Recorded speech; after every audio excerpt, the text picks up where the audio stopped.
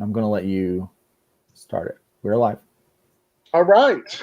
Welcome, welcome, welcome. I am Travis Gibb. Most of you guys know me. I'm working with the Indie Advocates today. I'm going to do this new series on Fridays where I grab publishers and I talk about them. It'll be publishers or anthologies or people who are big in the industry and kind of combine them together and do kind of a roundtable, talk about them. Today, I've got Starcross. I just started working with them on a project called Voodoo Nations, but we're going to talk about them, where they came from, their origins, and all that. We're going to do that today. So let me introduce some people who are here. First off, we've got Luke Stone. Luke Stone, go ahead and put yourself on the screen. How's it Oh, going, you got guys? it on the screen. So we got Luke Stone, Creative Hybrids. We've got Joe Spicer, the publisher, the main man in charge right here. And we've got Bill. Bill, I, for some reason, am drawing a blank on your last name, and I apologize. Bill Raup. Route, right, from Tribulation Task Force. All three of us are going to be talking. We also have a couple more guests who are lined up to come. They may appear as we become. So how are you guys doing today? Doing great. Good. Speaking of one of those guests, here he is. Oh, what we got? He can't hear us. Well, Randy's here. He'll have to figure out his. Randy, you may have to go out and come back in. Maybe we could do some sign language. Well, does he speak sign? So let's start off. I'm going to start off with you, Joe. Joe, can you tell us the origins of Starcross, how it came to be? It allows me to share things out while you guys are doing that too. Yeah, thanks. Travis, we started about 20 some years ago. I'd say maybe 22 now. We were doing. It was me and a group of friends, and we were each doing our own kind of beginnings of our comics. And when we hooked all back up, we said we should just form a company, and at that time this was I'd say 1998. So Image was still pretty big, and some other indie studios were being formed by up and coming artists. So that was like the trend. And we started off, I mean, we were cutting Zipatone, we were printing out word bubbles and sticking them on art boards. And we only knew one of our writers who had a computer. And so all that was new. Everything was hands on. And we just got better and better. We were putting up publications at that time, going to Kinko's. Then after that, we went with an actual printing place that printed books. So that was really expensive because you had to print so many. So then you're left with these cases, that are just, you don't have the capability to move that kind of product. And, now with the digital age, things got easier and easier. And we kept things in Milwaukee, Wisconsin at the time, in that general area. And only until the past maybe like 2 years, 3 years, if that, we started just from my associations with other artists and creators online, be it on Facebook, be it on social media, other places, finding like-minded people that you could actually get along with and say, hey, would you guys want to come into our studio? And then back in the day it was Starcross Studios, and I changed it to Starcross Comics just as a fresh start, and I think it flowed better. And it, some people didn't understand if it was a comic company. They said comics should be in the title, because if you say Starcross Studio, what is it, a hairdress salon, or is it a what kind of studio? To us in the comic area, we know what studio means, in the comic industry, but changed it to comics. And I met Bill online, and we got along really well, and he was just starting his comic, and it was a good support system and a good way of helping him get what he needed to make his comic. And now he he runs it all on his own. He knows how to do everything. And I met Luke, by just spotting some of his images online and talking with him. And a lot of people in this industry, they don't necessarily want to work with other people because they kind of want it to just be all about them, or all about their own praise or whatever. So it's really hard to find people who want to be part of a team, part of something new and different that's everybody hears about each other's projects. Everyone wants to like build a universe of books. People want to advertise for each other's new stories. So it's a rare concept to find the people that are going to work well with each other, and that's what I think we have, which separates us from everyone else. But that's how Starcross came about. Like I said, over 20 years, so it's a long time coming, and things have gotten better. As far as me, I work on GOD, which stands for the Global Order Decree. I work on all the other projects. I work on another project is called Crazy Nine. Another project is I did The Way of the Cross. I did Host. I did working on Biblical Proportions, which is a major crossover between all our books and as well as other indie properties too that came in. So got a lot on my plate. I'll let the other guys. That's great. Yeah. Let's go around the room, and since now we know the history of Starcross, we know what's going on, we know what Joe's working on specifically. Let's go around the room and see what other people are working on. How about you, Bill? What are you working on? What's your book? What's going on? My book is The Tribulation Task Force. Right now we have a Kickstarter going for Tribulation Task Force. It's called Parables, which is a spotlight on a character called Thief in the Night. As a matter of fact, let me share it while I'm talking. And basically, the Tribulation Task Force is a group of superheroes who are gathered to stop the soon-to-come Antichrist, who is trying to take power before his appointed time. So they're put together, and then their first mission is to rescue the Apostle John, who was being held captive in the Vatican. All right. Woo! Well, before we move on from you, how many issues have been out for Task Force? What have you have out? We have a number 0 out, a Secret Files issue out, and there's some webcomics on the website that come out every few weeks. Nice. So there's more than enough content to grab somebody. That's great. That's awesome. There is. And then Parables is on Kickstarter right now. So, awesome. And that'll be coming out in June. All right. Luke, tell me about yourself. Tell me what you're up to. Well, in case you've been living under a rock or you just got back from a long visit to a parallel universe, you may not have heard about Hybrids, the Sons of Gods. But if you're anywhere near my feed on Twitter or Facebook, you've probably heard about it. So I take care of all the words and pictures. Basically, any of the chicken scratch you can find out about Hybrids, the Sons of Gods. I do all of that. And then I also been working as the project manager with Starcross Comics. Joe brought me on a few years ago after I had a bad experience with a previous kind of like publishing group that I had put together.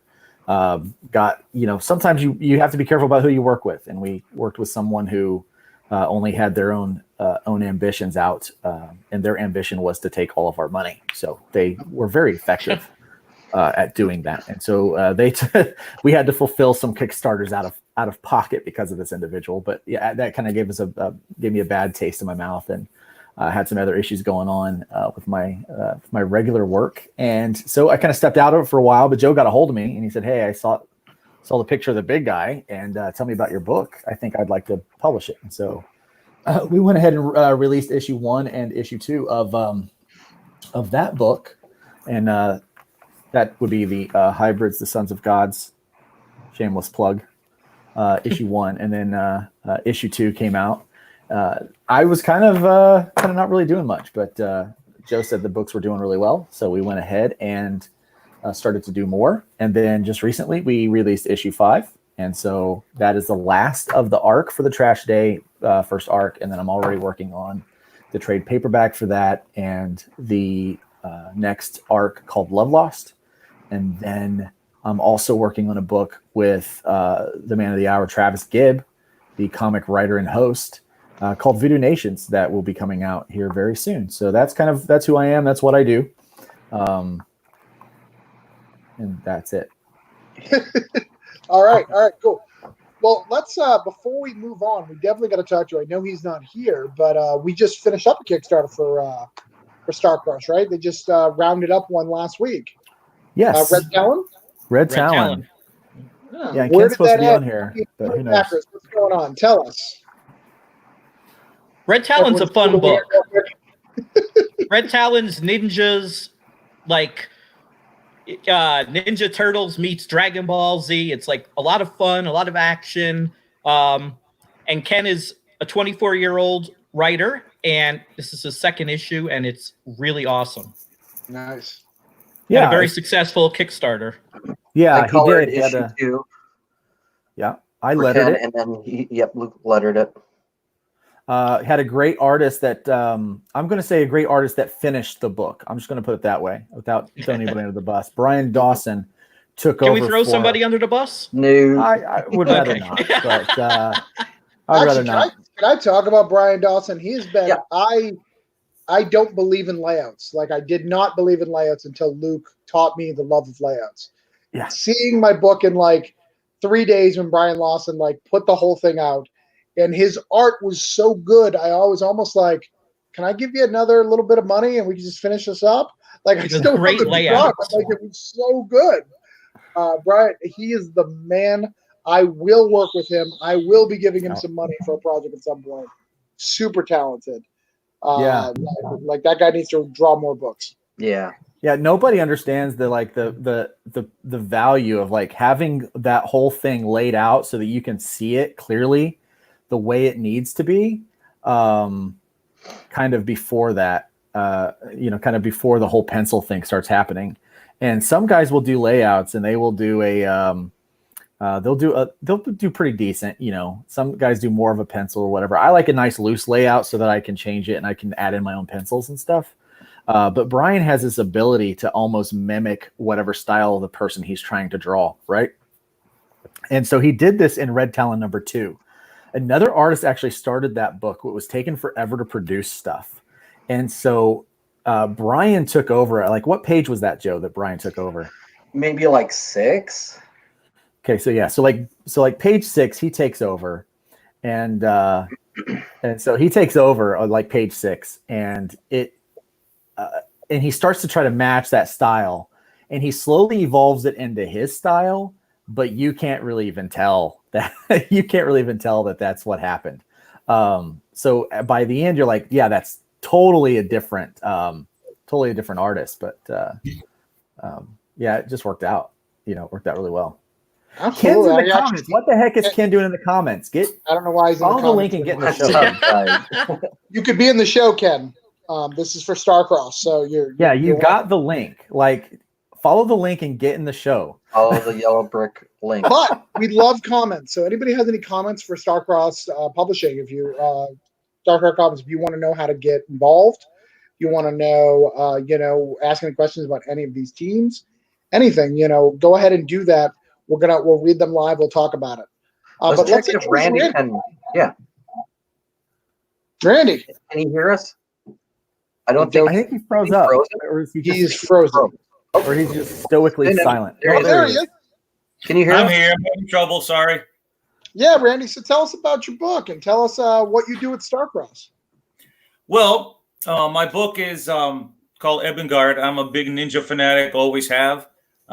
Before my kids were born, I was into martial arts, so it's only natural that my characters transition over to the ninjas. I've always loved it, and I think it'll fit pretty good with Starcross. Me and Joe have known each other for, how long, Joe? Over 20 years?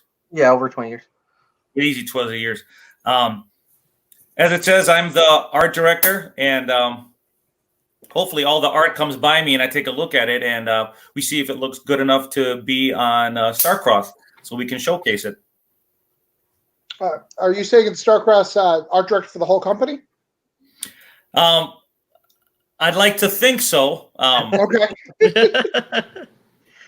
I like to think so, to be honest. I'm the old man here. I think I'm older than everybody. I think so, or no? Or Bill, you older than me? I'm not saying.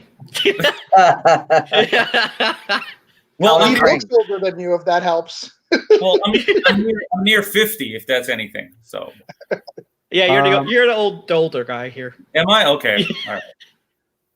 I'm going to throw up a couple links. Rob is in the wings as always, and he has helped me out with some. Awesome. So some what we'll comments. do here is, Ken's going to come on in a minute. We'll let Kent jump on, but we're going to go around the room and kind of ask some questions, really get deep on some things. I'm going to bring some things up and kind of get to know Starcross, get to know the company. So the hardest question I'm going to ask, and I want everyone to answer that, a book that is not yours. I want you to recommend one book in the Starcross line that you think would properly represent the company. And we're going to start with, Bill. I would say God. Okay. That's one of the first books I read from Starcross, and it has the coolest art. This kind of anime-inspired art. It's a fun story. The characters are really cool, and by the time you get to the end, you're like, "Where's the next issue?" Joe, where's the next issue? It's been a while. Yeah, exactly. I took a break from it to build up the studio, to build up the company, and everything is written, everything is drawn. It's just being colored right now. So that's my choice. Okay. All right. Let's go with Mr. Luke Stone. That's a tough one. We've got several really good ones on the kind of on the label. I would have to go with Corn Dog. I think Corn Dog's my choice. Corn Dog. I love that Corn Dog book. at least has the best covers. Those covers are great. It's so much fun. The artist, I was able to finagle him into doing some variant covers for me. And so here, I'll just make the screen big so you guys can see this. The guy is so good. Adrian Fernandez does great work on like these very dynamic, very cool looking covers. And the number 5-ish like cover, like he just like, look at that. Look how cool that is. Kills. Like, yeah, he's so talented. And I hate him. his own. You hate him? The art director has decided he is no longer welcome. I mean that with all sincerity. I mean, he blows me away. And when I say I hate him, I mean him because how good he is. Yeah. And I think his artwork is the hardest to pull off, man, because you have to be so creative to make things cartoony, at least in my opinion. Yeah. And his stuff just every time I see him, I want to clothesline him. So Randy, what is your favorite? Because I'm going to put Joe on last because he has to be held accountable for saying what his favorite is, and that's. No, I agree. I agree with Luke. Corn Dog. I love that book. I love everything how it what it stands out, how funny it is. Again, personally, I think art is hard. I mean, you really have to know your craft, but to just create something that's goofy and it just works, I think that's just another skill. I mean, that's like the like Charles Schultz and stuff like that, how they create their own style, and then everybody knows that style. I think Adrian has that kind of style where you see it, you're like, hey, and it just works. And again, the covers, I mean, what can I say? The guy's an animal, and I really enjoy his stuff. And I tell him too when he shows me, I go, I hate you. I hate you. So, I gotta ask you, Randy, are you a tattoo artist? No, absolutely. You just have that voice. Like all tattoo artists have your voice, that like stern, like matter of fact voice. I think it's other people going, "Hey, I think this would look good," and that guy goes, "No, bro." With the Wisconsin accent. What's that? With the Wisconsin accent. With the Wisconsin. Do I got it that bad? Definitely. Wow. So yeah, he amazes me, everything that he does. I mean, what you see his tattoos are fantastic, and that creativity just shines in every drawing that he does. So it's amazing. He amazes me every time. And like I said, when I say I hate him, I don't mean that. I mean that in the funnest way. I mean it with a lot of emotion, a lot of caring, because there's not many artists that can get that out of me. You're like, oh my God, wow. So he's amazing. Absolutely. So Joe. Yes. Who's your favorite out of all of them? They're not listening. I've muted them all. I can't hear you. It is really hard because if I didn't like all of the books, they wouldn't be with us. Right. So automatically, those are all my favorite books. But if I just had to pick one, right now, I mean, Luke's book is the closest to my book. So it kind of rings like within me, because like those are all the things I like, you know. So I pick hybrids, you know, because you know we're able to do the most crossover work. We're able to, you know, tweak each other's books to make each other's, you know, work better too. So I like that because it's almost like, you know, another, you know, storyline partner. So it's like his book makes my book better and maybe vice versa. So I kind of like that, you know, but all our books, be it certain artists that I like or certain storylines that I like, you know, I could go down the list and tell you what I like about everybody's book specifically, not generically, and you know, I would be able to do that. But if I was forced to pick one. Mr. Ken Keller is in. Ken, What's up, welcome Ken? to the party. Sorry for being late. I was Move your doing mic. some- Move your it? mic Can't to hear your me? mouth. Turn your mic in closer to your mouth. Well, it's not this. It's my USB mic over here. Okay. We can hear you better. Better? All right, I moved it closer. Yeah. This So, is just Ken, a show. You got to introduce Yes. yourself. We've been talking about Red Talon a little bit. What do you have to say I about heard. Red Talon? I have to say that Red Talon's been a dream of mine since I was about 9 years old. Something me and my father sat down and created. I'd always loved superheroes. Originally, he was Talon. black. He was Black Talon. Yeah, another ninja character. So him and Evangard, they go along pretty well. We got the red and the blue. Red Talon 2 is coming out. The release did really well, successful. So I'm hoping you guys, some of you viewers, have picked that up. And I'm just really thankful Joe found me in a comic shop and I joined Starcross and everything's gone from there. Nice, my little that's great. intro. Well, we're going through books, so you have to be put on the spotlight too. If you were Okay. going to present Starcross to somebody, what book would you pick that's not your own to get them to be hooked on Starcross comics? Okay, so I know Luke picked Corn Dog. What did everybody else pick before I choose? That's none of your business. You Yeah. you- That's cheating. You know, it's a hard toss up because Bill's books are great. I love hybrids, and I especially love how hybrids and Red Talon's connecting. And then Global Order Decree is also really cool and how it all connects together. But I'm gonna have to say hybrids. I think just from how they've connected so far with the two books, I definitely want to introduce. I got 2 votes. Right? Hey. So did Corn I Dog. was trying to pick someone who hadn't got voted yet. But Corn Dog got 2 votes too, though. Right. All right. So, we got a couple more questions. Anybody have any questions from the audience, Luke? I don't see anybody in our live comments, but I've seen some comments. No Voodoo Nation no isn't comment. out yet, but that's my choice. Voodoo Nation, is it out yet? Yeah. Yeah. Maybe move your mic a little closer, Ken. I'm having a little hard trouble hearing you. I've got this. I've got here's something that we can throw up here. Is that better? That's much better. Awesome. Yeah, I got it like right close. There we go. Can you hear some links to find all these great content I'm hearing about? Yes, StarcrossComics.com. They're going to link that. That's where everything is available. One of the good things about Starcross that I like, you know, being a recent creator with them is, you know, everything is on that one website, which is really great. You can order all the books there, which is a great opportunity. However, if you want to get on the Kickstarter, you're going to have to get on that from Bill. That's a different link, and he'll send you that in a minute. But, yeah, most of the books, all the back issues can be found right there, which is really, really cool. Here's a link to Bill's Kickstarter right there. Yeah. Nice. So, Stuff all down in the right, comments. so let's talk about something new. So recently, you guys have all been brought over to the Advocator, which is a connection to Indie Advocates, connected to my brand. Advocator was something, my brainchild with Rob and stuff.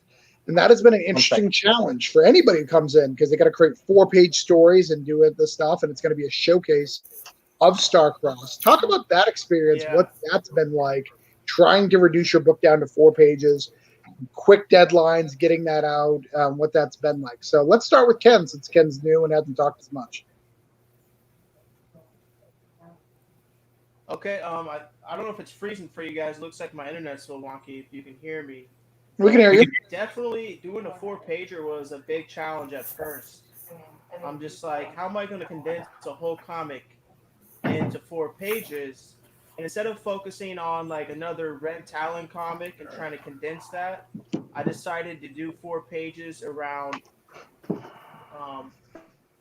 Burning Skull, who's the main villain. And just to kind of give him some background that we have, isn't one of my most action-packed 4 pages, but it has a lot of great story that's going to let people understand Burning Skull more. Yeah, I like absolutely. Travis's movements. That's funny. Yeah, I get you're kind of breaking up a little bit, Ken. So I'm going to switch to Bill. But we heard you. It just you broke up a little in the. Bill, what do you think? Well, I like writing short stories, and I have a bunch of them. But when someone tells me to write a 4-page story, as soon as someone said, "Oh, you have to make a 4-page story," that was it. I couldn't think of anything. I couldn't put the story together. Luckily, I had one that I was able to adapt. But it's kind of fun. It's a fun challenge when you're not under a deadline. Right. No, absolutely. Randy. Yeah. What do you think? So, how has it been for you? It wasn't the hardest part was the story. I don't know about you guys, but how many of you guys have just art laying around, like stories that you started and you didn't finish, and there's just pieces everywhere. So finding the art that I wanted was simple. That was the easy part. But then trying to have a story and condense it to make sure that it made sense in the 4 pages, that was the hard part. So it's all drawn and everything. So all I got to do is letter it, and I pretty much got it flowing the way I want to. But I think that was the hardest part. Yeah. For me. Joe? I'm sorry. Could you restate the question? I don't think I heard it. So the question, you got up for a minute. No problem. So the question is, you guys started to work with the Advocator, which is really cool, to try to get you guys into a new audience, which is really good. And you guys have had to do 4-page stories, which is very different from working on a 20-page. What has that experience been like so far? And how challenging has it been for you and your team? So I like short stories. I think when you put rules on things, it helps you be even more creative to work in those boundaries, because sometimes when your possibilities are unlimited, you end up just sitting and going, and it's your mind just goes everywhere. And then a week later, you're like, oh, I can't decide. But once limitations are put on, you go, okay, so I can only do this. Then you really focus like a laser, and you can get out a story. Fortunately, I had this scene that I was going to do in some issue of GOD. It was like a side, not a side story, but a side short location situational thing that I've had in my mind forever. And I said, oh, I can't wait till I can work this scene into one of the issues. And when they said a 4-pager, I said, oh, I know the story. Perfect. So now I get to do it right away instead of having to wait to include it in the story. So, and it can be done, it doesn't matter where it falls because it's a little side thing. So it's perfect for me. And, I'm excited to be able to show it. And then hopefully it showcases what the book is like. I mean, it does for me. I think it'll lend itself well to new readers kind of getting a taste of it and wanting to know more. Yeah. And Luke, how's it been for you, Advocator? Dude, I don't typically just work in 4 pages. So it was difficult for me. The whole Hybrids arc is actually, like each story arc is like a volume almost of like kind of the story that I'm trying to tell. So trying to figure out how to do, and I just didn't want to do like 4 pages that was just inconsequential. I want everything that I do to matter. And so I was like, how do I make this happen? And so I wrote 4 pages and I thought, okay, I kind of like where this is going. I had a purpose for it, but I just didn't like it. I hated it. And so I go to Chuck. Chuck is my editor. And I said, hey, Chuck, first off, I hate this and I'm not married to anything in it, but I do want this information that I've put in there to come out somehow. And so for like 2.5 hours, he helped me like go through page by page, panel by panel to like get it to where it is now probably one of the best things that I've done, in the sense that the art is the same team as I've had for issue 5. and so, but it's like, it's really well rounded. It tells a story. It has a beginning, middle, and end, but at the same time, so it's kind of fits in the whole series, kind of like one of those Marvel after credit scenes, and so it challenged me in a way that I had not been challenged with drawing the comics and stuff before. So it was really kind of cool. Nice. So I guess that leads up to the next series of questions. Is there's a lot of really cool stuff coming out for Starcross Comics. I know there's a big crossover that's been hinted at recently and a few things. What do you guys want to share about that? About what's coming up for the rest of 2020? What's on the docket? What's going on? Because I know Advocator, I think, is the next Kickstarter, and then Voodoo Nations. What else do you guys have after that? Tribulation Task Force #1 is going to be late June. Okay. And then in October, I'm going to have a Tribulation Task Force Parables #2. Okay. Anybody else got anything going on? Nice. I got Pro. Biblical Proportions #1, which is featuring all of these guys' characters that you see here. So characters from Hybrids, characters from Red Talon, characters from Ebengard, characters from Tribulation Task Force. Corn Dog makes an appearance. Let's see. Then we have other creator friends of mine. So we have, characters like my friend Archie, his character Power Grip, and my friend Will Callaghan, who does why can't I think of his character? Gungul. Gungul's going to be in it, and my friend Gabriel Dill's character from Aspire, or a couple of his characters, The Oath, and there's some other cameos from some of his other characters.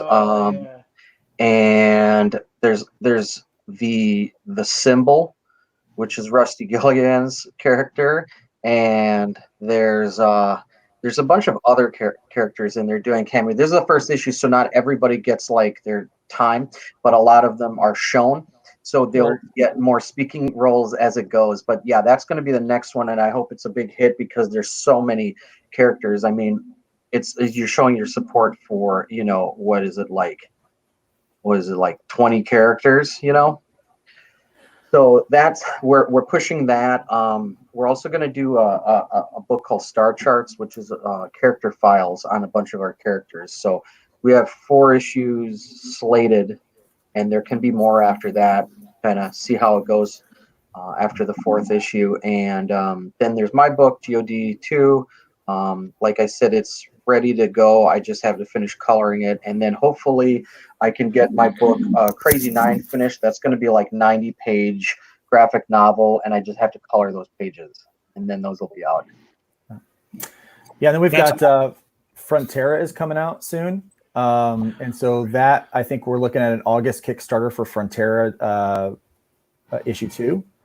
And then we're also looking at taking Corn Dog is looking at doing a 4th issue, but that's going to be packaged with all the first 3 issues into a trade.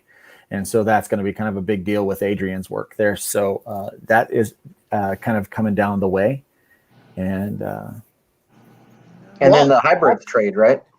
The Hybrids trade is in September. That follows, and then we're also releasing the RPG for Hybrids in September. It's those 2 are going to be packaged kind of in the same Kickstarter. You can get one, both, or one or the other, or both. And then Or neither. issues, Neither's an option. or neither is an option, but we hope that's not the option people choose. And then we're also going to do we're also doing Hybrids issue 1 will not issue 1, but issue 6 will do a Kickstarter in November for a December release, and then it'll be December, January, February, March. And then we're also planning an Armageddon Watch crossover story that kind of parallels the Hybrids universe, but it includes a lot of different characters from kind of the core shared universe people. So I'm looking forward to that. And then, Team Up. Yeah, and Team Up. We got Team Up coming out. And King of Kings. Did you And mention King that? of Kings, yeah. Speaking of Brian Dawson, Which is not about Triple H. I keep asking why it's not about Triple H. Yeah. Very offensive to me. Ooh. Yeah. So yeah, Brian Dawson did a 300-page kind of comic retelling of the Gospels, and so it's really kind of cool. And so he did that art a while back, and so You give it to Starcroft has us. the opportunity to reproduce that, and so we're gonna put that out this year, and hopefully make that a really cool like Christmas gift for people to give out to people. Because it's gonna be quite quite beautiful, the work that he did. Obviously Brian Dawson's amazing. So that's about 10 books coming out for the end of the year, which is And crazy. So that's maybe Red Talon 3 before the end. oh, of the year. maybe we're telling very nice.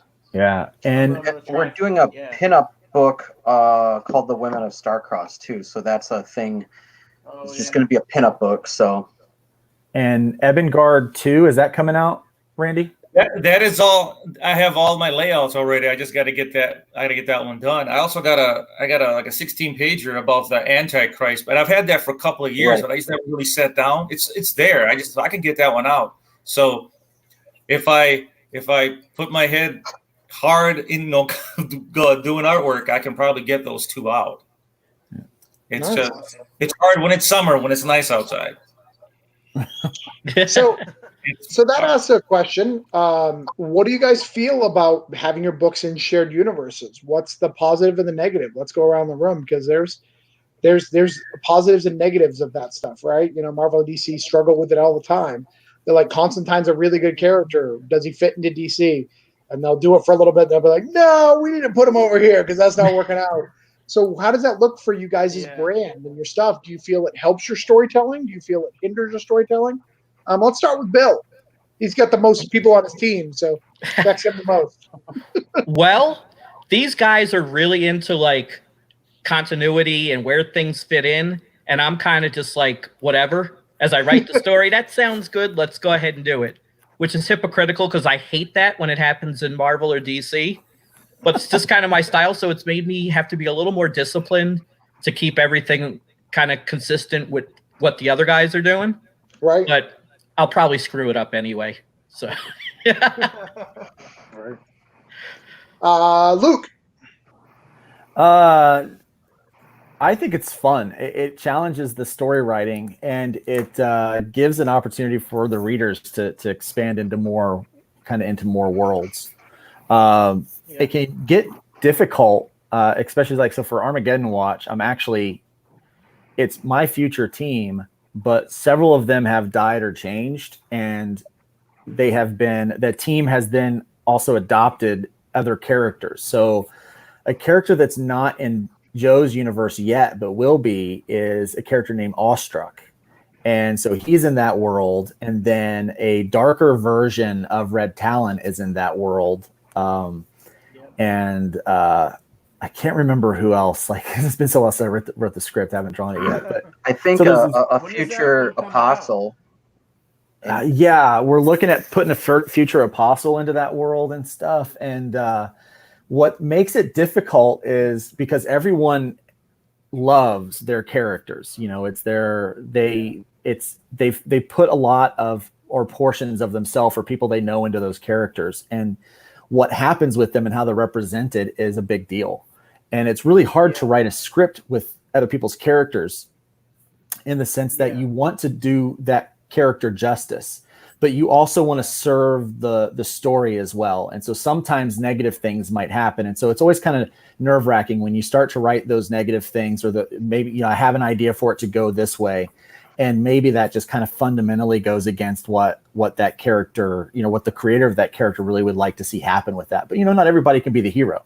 and it gets hard too because we don't have a big library of comics. Like, you could write Superman, you could pick up 50 issues of Superman and get his personality, but we're kind of still starting. So it's hard to figure out what the character would do, where they would go. Yeah. It takes a lot of back and forth to try to understand who those characters are a little bit more, because it's really hard to get them out of like 1 or 2 issues.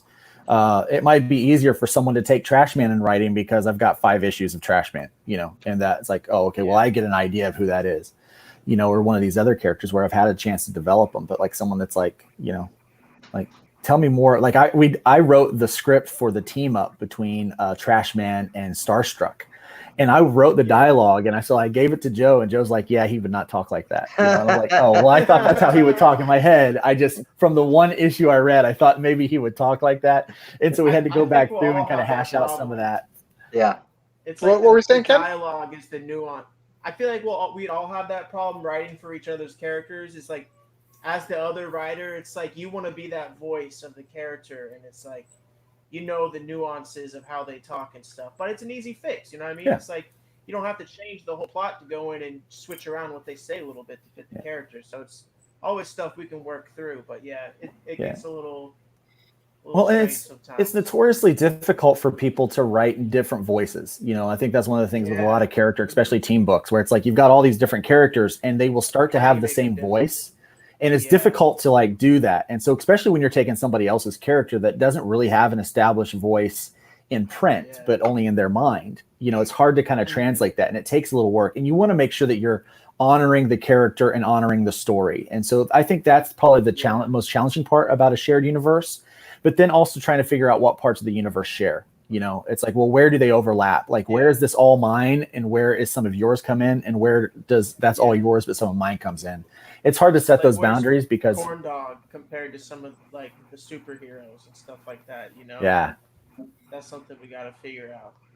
Right. Yeah, in biblical proportions, it's hard because, you know, writing other people's characters when they're fighting the antagonist, you know, it's like some characters have to, you know, fail, and some, you know, there's not going to be one creator's character that gets to steal the show. I'm trying to have them all equally succeed, all equally fail, all get their time to put in their contribution to the victory, but they all have to have ways that they fail too. So some people are like, "Hey, why'd my character get hurt? He would just beat them," you know? And you're like, "Look, it's a story. You can't just your characters aren't just going to win the day in the first issue." Yeah. So everybody has to get knocked down so they get back up. I mean, you know, if Rocky just won in the first round of the movie, it'd be like, okay, next movie. You know, there's nothing interesting about that.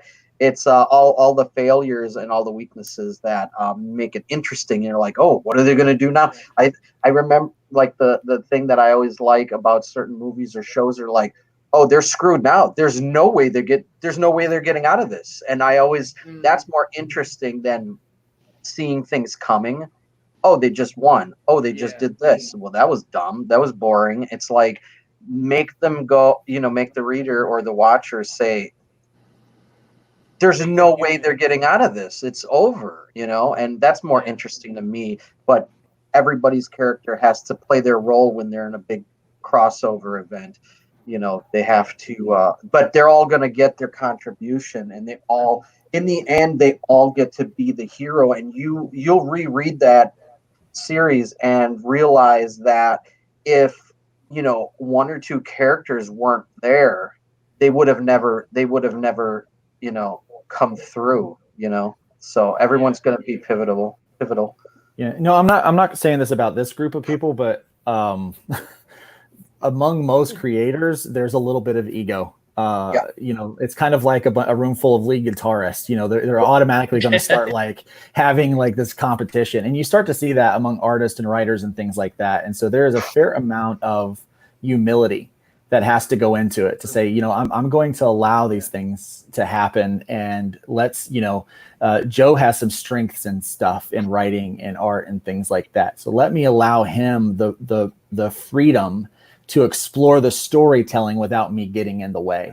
I think that's very difficult. And I think the reason why most indie groups or indie creators don't do that kind of crossover, because not everyone can work well together in that sense. Because some people just have way too big egos, and they have way too much pride to be able to say, okay, well, maybe somebody else can contribute to my IP or to the story in general. And you see that way too often. And so part of the reason why I think this is working is because those inside of the shared universe are, especially in the core of the shared universe, are so willing to relinquish some control to allow the story to develop, like what can happen with these characters, and maybe somebody else's contribution will make this so much better than what I could have done on my own. And we're kind of looking at it that way instead of thinking, well, it's got to be my way or the highway kind of thing.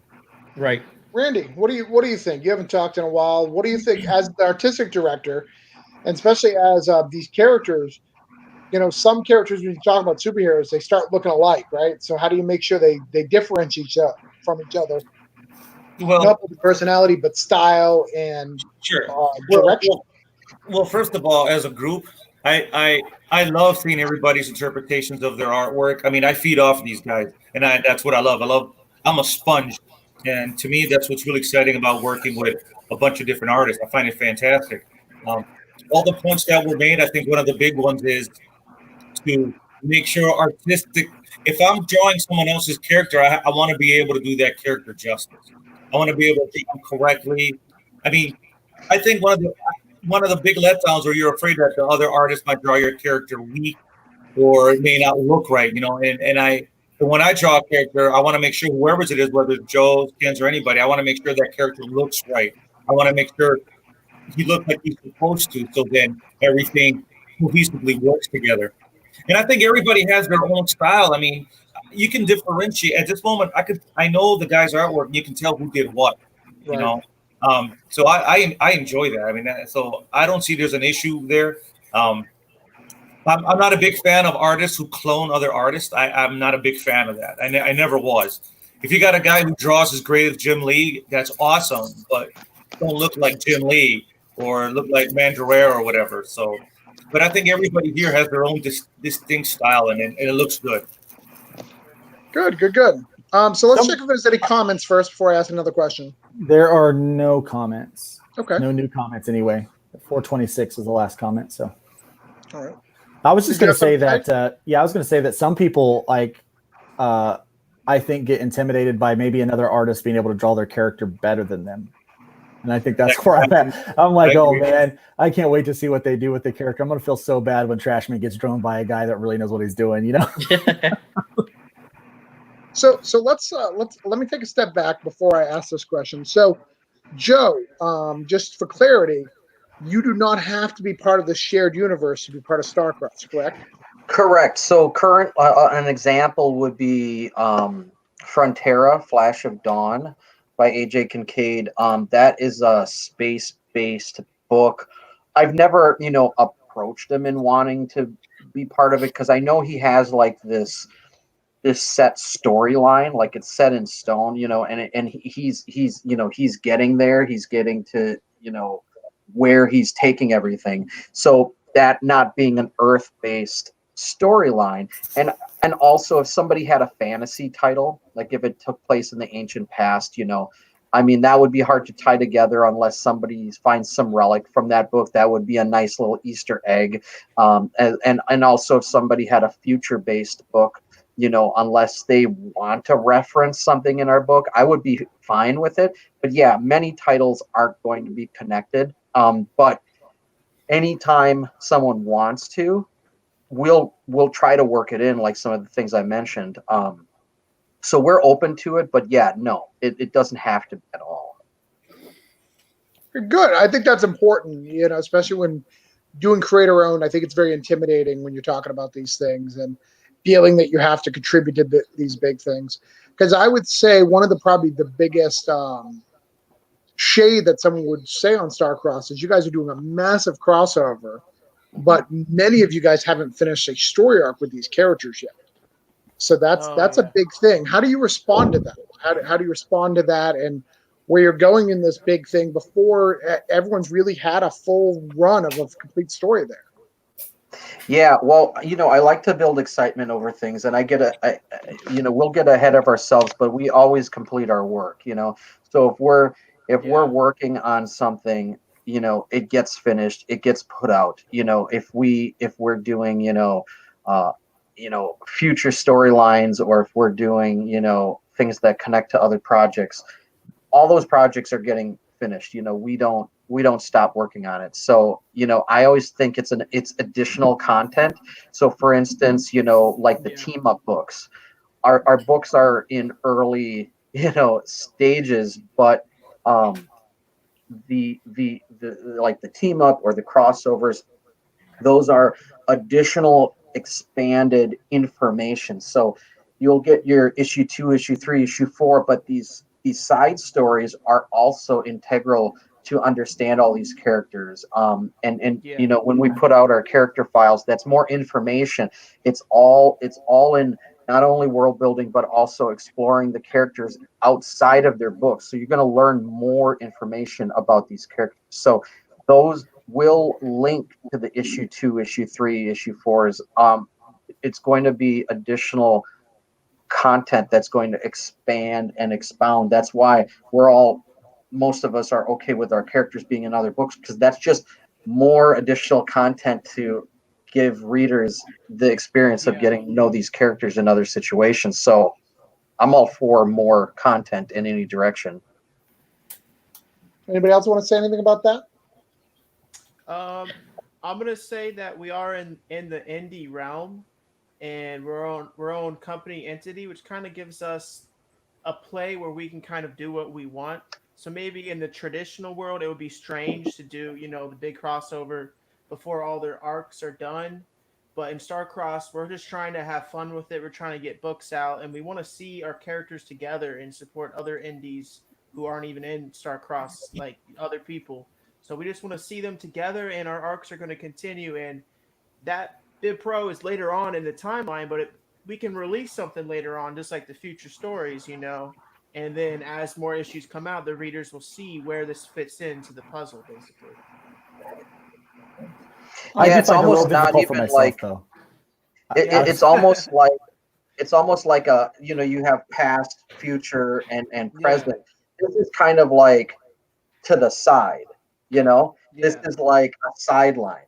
So it's additional adventures, and I wrote it in a way where you can't really tell where it comes. So if somebody's only read issue 1 of another title, or if somebody's reading issue 5 of Hybrids, they won't go, oh, wait a minute, this took place before that. I'm writing it in a way where these characters are just themselves, and there's no necessary reference to something that happened in someone else's book. So you can go, oh, that means it took place before issue 3, in between 2 and 3. Like, I don't want people to actually think that. I want them to go, this is just some side adventure, and who knows when this took place. In my view, I don't think anybody really cares. Like, when I read indie books, I don't go, oh, well, where does this fit in the continuity? I mean, I don't care. I read the story. It's good. On to the next thing. So I think with things like that, people are going to pick it up, enjoy it, and where does it fit, and nuances about the character. Who the hell cares? It's a good story. Read it and move on. I'm usually the one that cares. I was going to say it's difficult for me because my brain, the way I work a story is I try to relate like the Easter eggs from what happened before. Like, we're doing a team up with Starstruck and Trashman, but this would have been the second time they met. And so the first time they met is in Bib Pro. So in order to put out this book, the reader would have absolutely no idea one of the jokes that's in it if they haven't read the other part of Bib Pro, so it kind of, so for me, those kind of things matter. And it does, it's hard for me to break in the story. Like with the 4-page for the Advocate, it's like it's an end credit to issue 5, and so I think in those terms that it's like, it's not just a side thing or thing over there. So in my writing style, the way I create it's a little harder for me to do like kind of these side team up things without having some kind of thing to tie in, because I'll want to tie in the fact, like this information, because so things do happen with continuity and in kind of like within a timeline for me.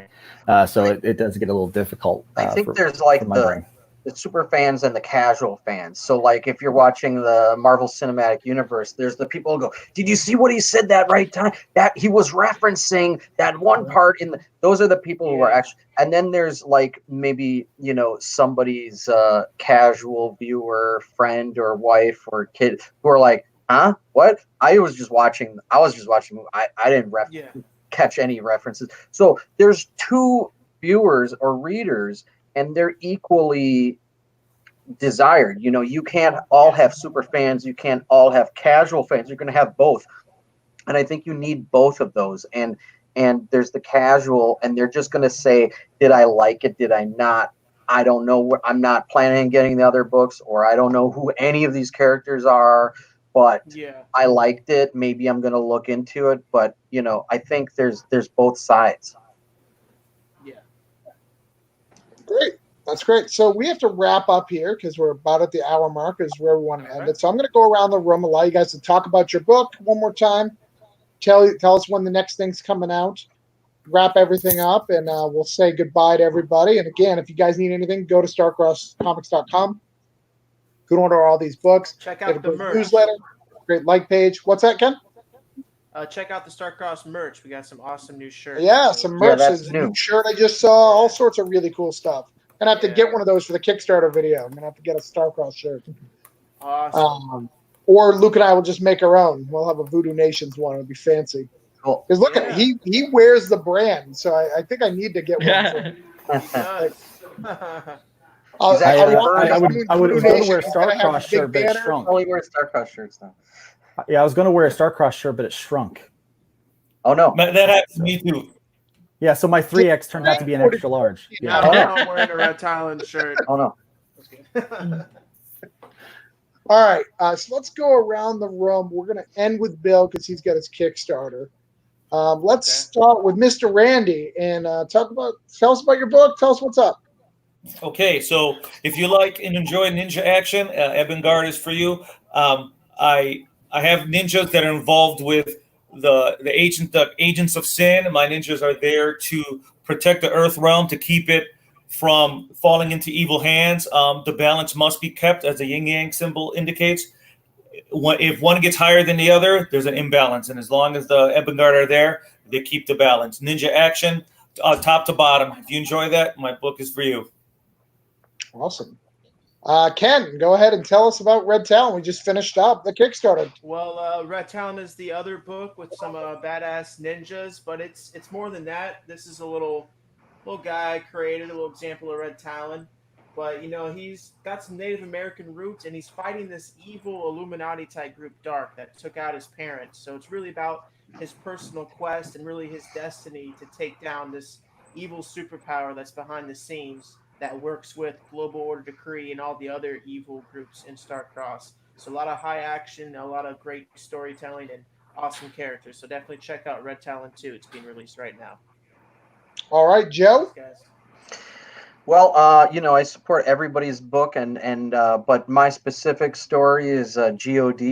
Issue 2 is being finished up right now, but I want to promote Biblical Proportions. Number 1 is the massive crossover event that I wrote and Brian Dawson drew, and I'm currently finishing coloring it right now, and it's great because I like supporting, you know, everybody in Starcross, and everybody's character is in it. So if you want to just check out what it would be like for all the characters to interact and battle a new threat within the storyline, you know, for fans of like, you know, Infinity War and things like that, it would be great to check out. It's also characters from outside the company, so other indie companies' characters are in it as well.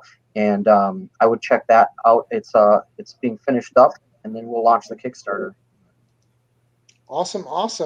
Luke Stone. Yeah, hi. I've got right now. I've got just finished up issue 5 of Hybrids: The Sons of Gods. So I've got that and a nice couple mini stories going on alongside with that. Right now, if you missed the Kickstarter, you can actually find us on Indiegogo for the next 10 days. So you can follow that link, https:// oh, that's the wrong thing, but /igg.me/@/hybrids5. You can find it there.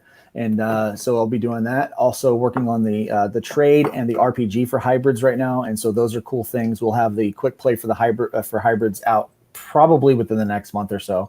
And then we'll have the full release that will come in September along with the Kickstarter for the trade paperback. And then I've got future issues that we're currently writing and drawing and doing all of the artwork for so that we can get that out towards the end of the year. And then I'm working on some fun stuff with Travis, and I will let him talk about that. I guess I could talk about it. I wasn't planning on. Voodoo Nation's coming out in July. Voodoo Nations is about a guy named Bishop Lucas. He is a voodoo priest in Brazil. Two missionaries happen to walk onto his turf, and he decides to go on an all-out war against them. This gives a globe-treading adventure. We're going to travel to New Orleans. We're going to travel to Mexico. We're going to travel all sorts of places. Figure out what voodoo's all about, all the natures and the evil about this. So it's going to be a fun little 4-issue miniseries that we're doing. Super excited about it. But you'll see more about that in July. We've got some new covers and all sorts of stuff coming out very soon. And last but not least, Bill, talk to us about this latest Kickstarter. All right, we have Tribulation Task Force Parables #1, which tells the story of one of our team members, Thief in the Night. He's an MMA fighter, and he's all out for himself, living it up. And he experiences some tragedy, and it forces him to go through a grief process and reevaluate his life. So that's on Kickstarter right now.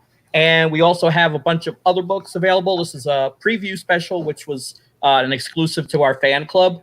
So if you join the Tribulation Task Force fan club, we get all kinds of special books and all kinds of trading cards. Every month we give a new trading card. And if you want to check out some of the other books, they're all on starcrosscomics.com. Thank you. Awesome. So let's wrap this up. Any questions right before we leave, Luke? No. Sign up for the newsletter to keep up on when these are all being released. Yes, please do. We'll make sure that Joe, can you post that into the StarCraft Facebook page? If they go to starcrosscomics.com, right on the front page is the sign up for the newsletter. Awesome. But I want to thank you guys for coming out and being the hosts of this. We have a lot of things. Like you said, they've got like 10 Kickstarters coming out this year. Really, it is a company to look at and watch what they're doing. That's why I signed up with them. They've got a lot of things coming out. Thank you guys all for coming out there. Thank Luke, you. Bill, and Thank you. Ken, Randy, and Joe, thank you guys so much. And until next week, we're going to do a different company and different publisher. Tune in next week. Thanks, guys. Awesome. God bless. Thank you guys.